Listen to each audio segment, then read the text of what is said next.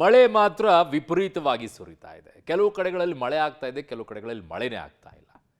Shock ಯಾಕೆ ಅಂದರೆ ಬೆಂಗಳೂರಿನಲ್ಲಿ ದೋ ಅಂತ ನಾವೆಲ್ಲ ಸುದ್ದಿ ಮಾಡ್ತಾ ಇದ್ವಿ, ಮಳೆ ಮಳೆ ಮಳೆ ಅಂತೇಳಿ. ಮಳೆನೇ ಇಲ್ಲ ರೀ. ಏನೋ ಅಪರೂಪಕ್ಕೆ ಒಂದ್ಸಲ ಜಿಟಿ ಜಿಟಿ ಜಿಟಿ ಬಂದು ಹೋಗ್ಬಿಡುತ್ತೆ, ಅಷ್ಟೇ ಮುಗಿದೋಯ್ತು. ಇನ್ನೇನು ಮಳೆನೇ ಇಲ್ಲ ಇಲ್ಲಿ ಕತೆ.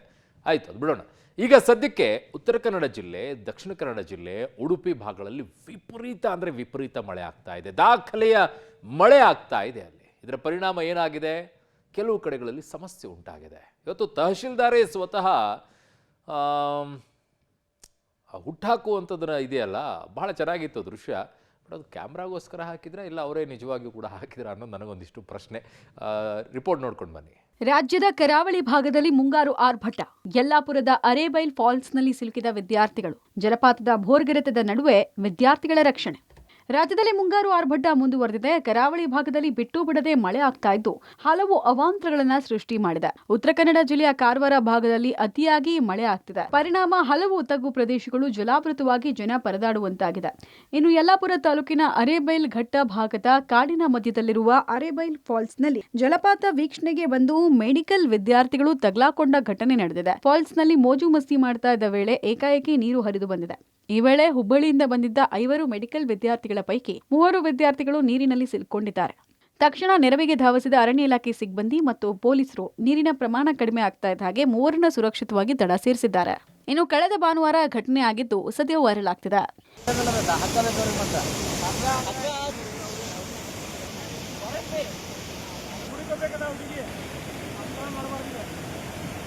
ನೋಡಿದ ಕಡೆಯಲ್ಲೆಲ್ಲ ನೀರು, ಮನೆ ಅಂಗಡಿಗಳಿಗೆ ನುಗ್ಗಿದ ನೀರು. ಉತ್ತರ ಕನ್ನಡ ಜಿಲ್ಲೆಯ ಕರಾವಳಿ ಭಾಗದಲ್ಲಿ ಭಾರಿ ಮಳೆ ಆಗ್ತಾ ಇದೆ. ಪರಿಣಾಮ ಕಾರವಾರ, ಅಂಕೋಲ, ಕುಮಟಾ, ಹೊನ್ನಾವರ ಹಾಗೂ ಭಟ್ಕಳ ತಾಲೂಕುಗಳ ಶಾಲೆ ಅಂಗನವಾಡಿಗಳಿಗೆ ರಜೆ ಘೋಷಿಸಲಾಗಿತ್ತು. ಇನ್ನು ಕಾರವಾರ ನಗರದ ಕೆಎಚ್ಪಿ ಕಾಲನಿ, ಹೆಬ್ಬುವಾಡ, ರಾಘವೇಂದ್ರ ಸ್ವಾಮಿ ಮಠದ ರಸ್ತೆಗಳೆಲ್ಲ ಜಲಮಯವಾಗಿತ್ತು. 5ಕ್ಕೂ ಹೆಚ್ಚು ಮನೆಗಳು, ಅಂಗಡಿಗಳಿಗೆ ನೀರು ನುಗ್ಗಿ ಅವಾಂತರ ಸೃಷ್ಟಿಯಾಗಿತ್ತು. ಮುಂದಿನ 3 ದಿನ ಕರಾವಳಿಯಲ್ಲಿ ಹೆಚ್ಚಿನ ಮಳೆ ಆಗುವ ಬಗ್ಗೆ ಹವಾಮಾನ ಇಲಾಖೆ ಮುನ್ಸೂಚನೆ ಕೊಟ್ಟಿದೆ. ನಾವಿವತ್ತು ಕಾರವಾರದ KHP ಕಾಲೋನಿಯಲ್ಲಿದ್ದೀವಿ.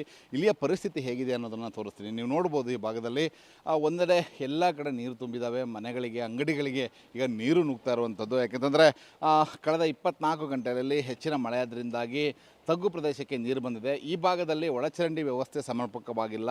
ಈ ಭಾಗದಲ್ಲಿ ಕಸವನ್ನು ಕೂಡ ತೆಗೆದಿರಲಿಲ್ಲ ನಗರಸಭೆಯವರು. ಇದರ ಪರಿಣಾಮ ಇವತ್ತು ಈ ಭಾಗದಲ್ಲಿ ಮತ್ತೆ ನೀರು ನಿಂತಿರುವಂಥದ್ದು. ಕಳೆದ 1 ತಿಂಗಳ ಹಿಂದೆ ಕೂಡ ಇದೇ ಪರಿಸ್ಥಿತಿ ಈ ಭಾಗದ್ದಾಗಿತ್ತು. ಆದರೆ ನಗರಸಭೆಯವರು ಎಚ್ಚೆತ್ತುಕೊಳ್ಳಿಲ್ಲ. ಒಂದು ಕಡೆ ಕಸವನ್ನು ತೆಗಿಲಿಕ್ಕೆ ಸಿಬ್ಬಂದಿ ಕೊರತೆ ಅಂದರೆ ಅನುದಾನದ ಕೊರತೆ ಅನ್ನುವಂತಹ ಒಂದು ಸಬೂಬನ್ನು ನಗರಸಭೆಯವರು ಹೇಳ್ತಾರೆ. ಇದರ ಪರಿಣಾಮ ಇವತ್ತು ಈ ಭಾಗದಲ್ಲಿ ಮನೆಗಳಿಗೆ ನೀರು ನುಗ್ತಾ ಇದ್ದಾವೆ. ರಸ್ತೆಗಳು ಸಂಪೂರ್ಣವಾಗಿ ಜಲಾವೃತವಾಗಿದ್ದಾವೆ. ಸುಮಾರು ಒಂದು ಅರ್ಧ ಕಿಲೋಮೀಟರ್ ಭಾಗ ಈ ಸುತ್ತಮುತ್ತ ಪ್ರದೇಶದಲ್ಲಿ ಈಗ ಜಲಾವೃತವಾಗಿರುವಂಥದ್ದನ್ನು ನೀವು ಕಾಣ್ಬೋದಾಗಿದೆ. ಉತ್ತರ ಕನ್ನಡ ಜಿಲ್ಲೆಯಲ್ಲಿ ಇನ್ನೂ 3-4 ದಿನಗಳ ಕಾಲ ಹೆಚ್ಚಿನ ಮಳೆ ಬರಲಿದೆ. ಅದಲ್ಲದೆ 3 ದಿನ ಆರೆಂಜ್ ಅಲರ್ಟ್ ಕೂಡ ಇರುವಂಥದ್ದು. ಮಂಗಳೂರಿನಲ್ಲಿ ಮಳೆ ಅವಾಂತರ. ಭಾರಿ ಮಳೆಗೆ ಕುಸಿದ ಕಾಂಪೌಂಡ್, ರಸ್ತೆಗೆ ಕುಸಿದ ಬೃಹತ್ ಗುಡ್ಡ. ಮಳೆ ಅವಾಂತರಕ್ಕೆ ಮಂಗಳೂರಿನ ಮೇರಿ ಹಿಲ್ ಕೆನರಾ ವಿಕಾಸ ಕಾಲೇಜ್ನ ಕಾಂಪೌಂಡ್ ಗೋಡೆ ನಿನ್ನೆ ತಡರಾತ್ರಿ ಕುಸಿದು ಬಿದ್ದಿದೆ. ಪರಿಣಾಮ ಸುಮಾರು 16 ಬೈಕ್ಗಳು, ಕಾರು ಜಖಮಾಗಿದೆ. ಬೈಕ್, ಕಾರುಗಳ ಮೇಲೆ ಗೋಡೆ ಅವಶೇಷಗಳು ಬಿದ್ದಿದೆ. ಬ್ರಾಹ್ಮರಿ ಆಟೋ ವರ್ಕ್ಸ್ ರಿಪೇರಿಗೆ ಬಂದಿದ್ದ ಬೈಕ್ಗಳನ್ನ ಅಂಗಡಿ ಮುಂಭಾಗದಲ್ಲಿ ನಿಲ್ಲಿಸಲಾಗಿತ್ತು. ಸುಮಾರು 10 ಅಡಿ ಎತ್ತರದ ಕಾಂಪೌಂಡ್ ಕುಸಿಯುವ ದೃಶ್ಯ ಸಿಸಿಟಿವಿಯಲ್ಲಿ ಸೆರೆಯಾಗಿದೆ.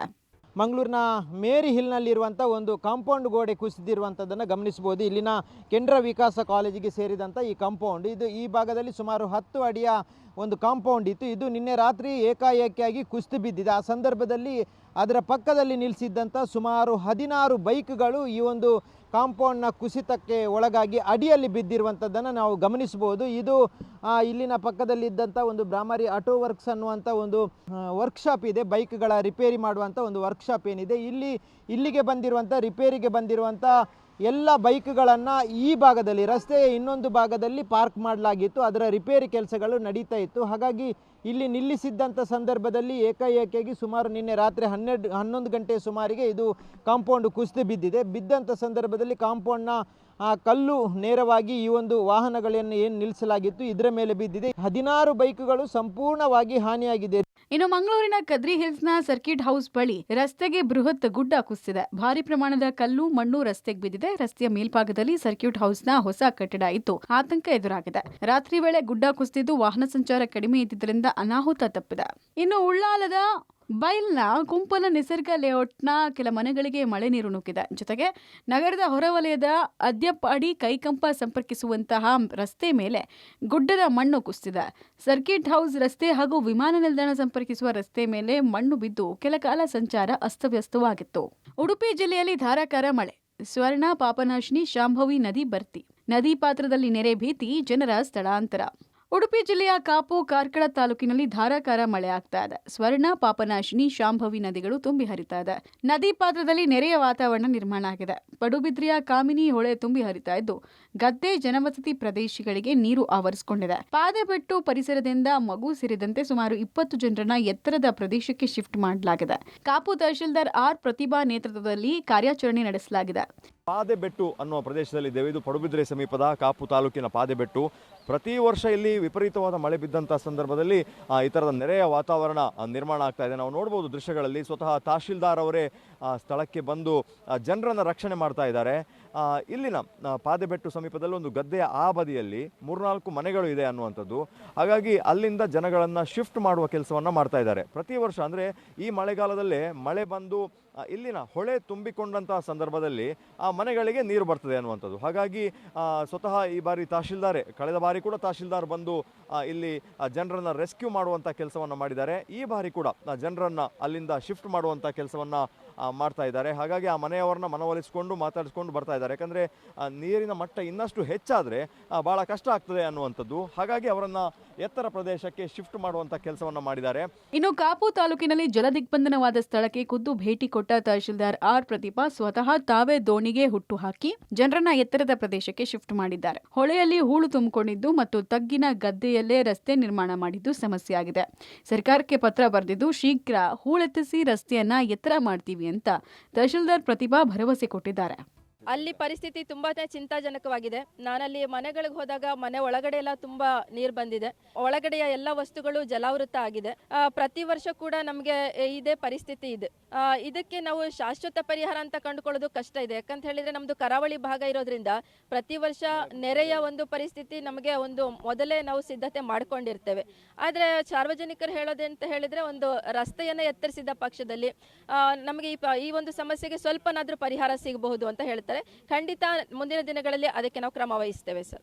ಕೊಪ್ಪಳದಲ್ಲಿ ಭಾರಿ ಮಳೆಗೆ ಕುಸಿದ ಮನೆ, 1.5 ವರ್ಷದ ಮಗು ದುರ್ಮರಣ. ನಿನ್ನೆಯಿಂದ ಕೊಪ್ಪಳ ಜಿಲ್ಲೆಯಲ್ಲಿ ಧಾರಾಕಾರವಾಗಿ ಮಳೆ ಆಗ್ತಾ ಇದೆ. ಸತತ ಮಳೆಗೆ ಗಂಗಾವತಿ ತಾಲೂಕಿನ ಹೆಬ್ಬಾಳ ಗ್ರಾಮದಲ್ಲಿ ಮನೆಯೊಂದು ಕುಸಿದು ಬಿದ್ದಿದೆ. ಪರಿಣಾಮ ಮನೆಯಲ್ಲಿದ್ದ 1.5 ವರ್ಷದ ಪ್ರಶಾಂತಿ ಸಾವನ್ನಪ್ಪಿದ್ದಾಳೆ. ಪ್ರಶಾಂತಿ ತಾಯಿ ಹನುಮಂತಿ, ಕುಟುಂಬ ಸದಸ್ಯರಾದ ದುರ್ಗಮ್ಮ, ಭೀಮಮ್ಮ, ಹುಸೇನಪ್ಪ, ಫಕೀರಪ್ಪ ಅನ್ನೋರಿಗೆ ಗಾಯ ಆಗಿದೆ. ಗಾಯಾಳುಗಳನ್ನ ಗಂಗಾವತಿ ತಾಲೂಕು ಆಸ್ಪತ್ರೆಗೆ ದಾಖಲಿಸಲಾಗಿದೆ. ಹೆಬ್ಬಾಳ ಗ್ರಾಮದಲ್ಲಿ ಭಾರಿ ಮಳೆಯಿಂದ ಮನೆ ಗೋಡೆ ಕುಸಿದು ರಾತ್ರಿ 11-11:30 1.5 ವರ್ಷದ ಪ್ರಶಾಂತಿ ಅನ್ನೋ ಮಗು ಮೃತಪಟ್ಟಿರುತ್ತದೆ. ಅದರ ಜೊತೆಗೆ 4 ಜನ ಗಾಯಗೊಂಡಿರ್ತಾರೆ. ಸೊ ಅವ್ರನ್ನೆಲ್ಲ ಈಗ ಆಸ್ಪತ್ರೆಯಲ್ಲಿ ಅಡ್ಮಿಟ್ ಮಾಡಿದ್ದಾರೆ. ಹಾಗೂ ಗಾಯಾಳುಗಳಿಗೆ ಸೂಕ್ತ ಚಿಕಿತ್ಸೆಯನ್ನು ನೀಡಿ ಅವರಿಗೂ ಸಹ ಪರಿಹಾರವನ್ನು ನೀಡಲಾಗಿದೆ. ಒಟ್ಟಾರೆ ರಾಜ್ಯದ ಕರಾವಳಿ ಭಾಗದಲ್ಲಿ ಮುಂಗಾರು ಮಳೆ ಅಬ್ಬರಿಸ್ತಾ ಇದ್ದು ಹಲವು ಅವಾಂತರಗಳನ್ನು ಸೃಷ್ಟಿ ಮಾಡ್ತಿದೆ. News desk, public TV.